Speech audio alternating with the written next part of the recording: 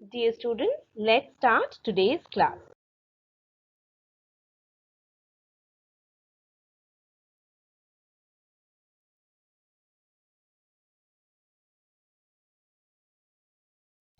Hello dear students, welcome back to my science class. Today we will continue our discussion with electric current and its effect.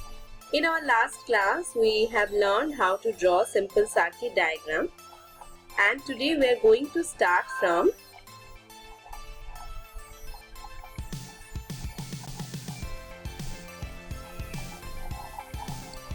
heating effect of electric current.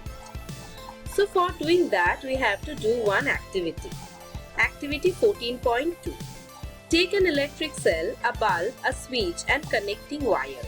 Make an electric circuit. So these are the component of an electric circuit. Electric cell, that is the source of electricity, a bulb that will glow when electric current will flow through it, a load, a switch that may closed or open electric circuit, and connecting wires. These are the component of electric circuit.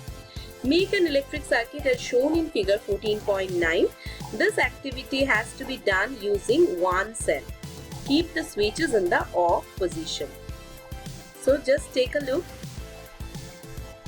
We have to take a look at figure 14.9.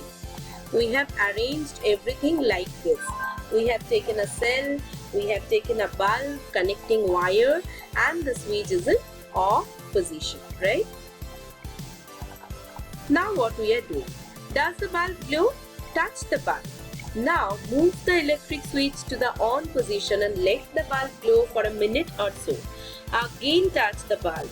Do you feel any difference? After moving the switch back to the off position, touch the bulb again. So first, whenever the circuit was open, bulb was not glowing. If we touch the bulb, we will not feel anything. But after the circuit is a closed circuit and bulb is started glowing and you are touching it, you will feel that the bulb is hot. But again, whenever it is in off position, you will see that bulb is again come back to the normal temperature. So that proves the heating effect of electric current, right? Now another activity you are going to do, make a circuit as shown in figure 14.10.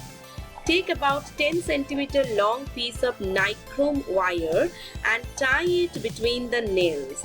You can get nichrome wire from an electric repair shop, or you can use a piece of discarded coil of an electric heater.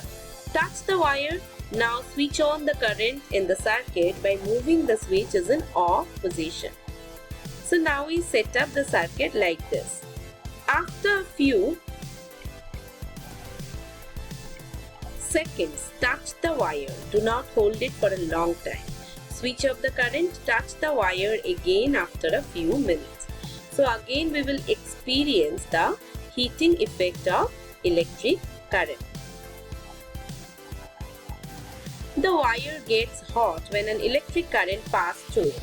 This is the heating effect of electric current. Can you think of any electric appliance where the heating effect of the electric current is used? Make a list of such appliances. Here it's showing you the electric heater. Nowadays we use room heater, right? This all give us heating effect of electric current. You can think of certain examples of your own. You might have seen an electric room heater or an electric heater used for cooking. All these contain a coil of wire.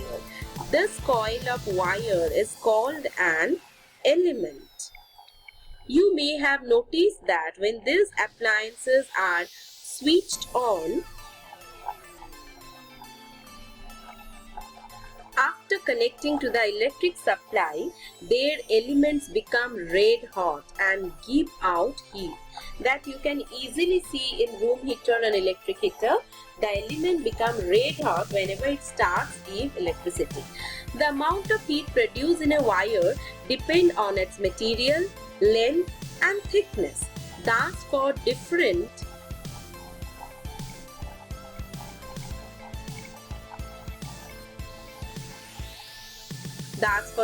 requirements, the wire of different materials, different length and thickness is used. Different material, that depends on what kind of resistance is providing to the flow of electricity. Different length. If the length is bigger, then the resistance applied also will be bigger. It will become more red hot. Thickness. If it is thinner, it will provide more resistance. It will become more hot.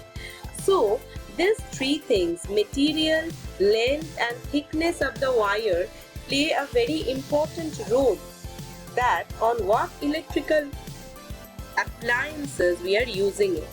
The wires used for making electric circuits do not normally become hot. On the other hand, the elements of some electrical appliances become so hot that they are easily visible, right? Room heater or electric heater. So materials are different. Here we are using nichrome. In normal electric circuit, we use copper wire. The filament of an electric bulb gets heated to such a high temperature that it starts glowing. Because this also become red hot, it starts glowing. And the filament of the electric bulb use tungsten. If a large current passes to a wire, the wire may become so hot that it may even melt and break. Then we say that the bulb is fused. Okay? We will read out this now. What Bozo was thinking. Let's just take a look at that. Here. Bozo could not see element in an electric iron. Pahili told him that electrical appliances such as immersion heater, hot plates, iron, geysers, electric kettle, hair dryer have an element inside them. Not all elements are visible from the outside. Have you ever seen the element seen in any appliances? Think of your own if you have seen such examples. So children, so far what we have discussed, that the material used, its thickness, its length matter a lot. Just take a look at the bulb. There's a glowing electric bulb. This thin wires are filament of the bulb. Whenever electric current flowing through this thin tungsten wire, it becomes red hot and it starts glowing. If the electric current flows beyond its capacity, then it will get fused. We will check another activity. Before that, we will just read out this.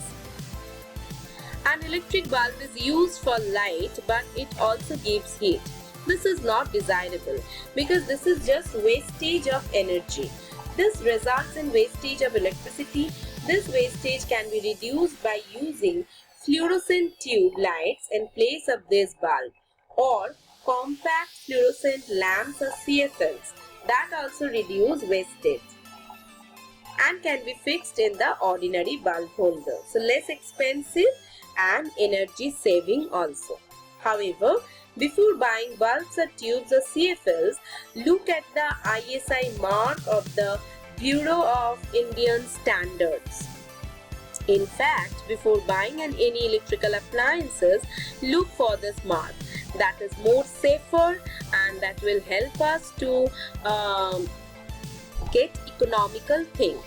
The ISI mark ensures that the appliance is safe and wastage of energy is minimum. Now another activity we will do. For that, make a circuit we use for activity 14.3 again. However, replace the cell with a battery of 4 cells. Now this time we need more energy to be provided. Also, in the place of the nichrome wire, try a thin strand of steel wool. The steel wool is commonly used for cleaning utensils and is available in grocery shops. So the things are easily available to you now. If there are any fans in the room, switch them off. Now pass the electric current through the circuit for some time. Observe that the strand of steel wool carefully. Note what happens. Does the strand of steel wool melt and break? So now this time we have taken 4 cells, right? And now we are passing electricity. So if it is beyond the capacity of the steel wool to carry electricity, definitely it will melt and break. So you will well understand What happens when a bulb is fused? Wires made from some special material melt quickly and break when large electric current are passed through them. These wires are used for making electrical fuses. This is very important, children. In all buildings, fuses are inserted in all electrical circuits. There is a maximum limit on the current which can be safely flow through the circuit. If by accident the current exceeds the safe limit, the wire may become overheated. Right? If it is overheated and may cause fire. If a proper fuse is there in the circuit, so it will quickly melt, right? It will blow off and break the circuit.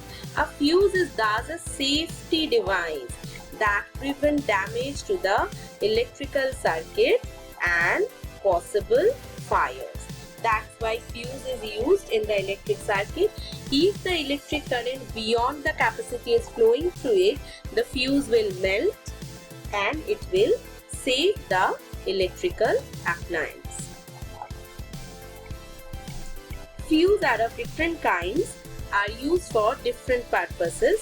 Figure 14.14 shows fuse used in for our house. Fuse is shown in figure 14.15, generally used in electrical appliances. So these are the different type of fuse. Caution: never try to investigate an electric fuse connected to the main circuit on your own. You may, however, visit an electric repair shop and compare the burnt out fuses with the new ones. You can understand a fuse which is one burnt out cannot be used again, so we have to replace it with a newer one.